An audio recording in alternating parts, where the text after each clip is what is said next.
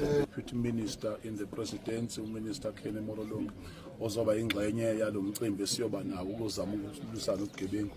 Sibese siyavumelana ukuthi ke uma kunesimo sisuke esikanje kuba lula ukuthi sibe ingxenye yenduduzo emndenini sibalekelele. Bayabonga ke nakhona ukuthi uhulumeni usondelile kubona ne-ANC branch kade nabo njengo phakathi ekhona kwagcina kube ngcono. Bathi ke noma kubuhlungu kunje kodwa kuba ithambo litholakele bayojabula kakhulu ukuthi ke gcine kwenzeka umsebenzi masakwenzeka kungcwatsha, kodwa bafisa ukuthi makudluliseni athole amaphoyisa ukuthi bekwenzakaleni so that bazothola iclosure njengefamily. Ubugebengu kuyisimo esilwisana nabo ngendlela ezihlukile. Amaphoyisa uma sisuka la siyayicaluza sisho istrategy ngoba sekwi-DDM efanayo yaseMgungundlovu usonke njengoShapeni nayo babumorolongo njalo nomeya we-district, bonke sizozama nje ukuhlanganisa ukuthi ubuntu makwande kubantu. Kuba buhlungu kakhulu ukuthi ingane esuke isencane ukuthi ingathathwa izikhisha umphefumulo ngale kwesizathu.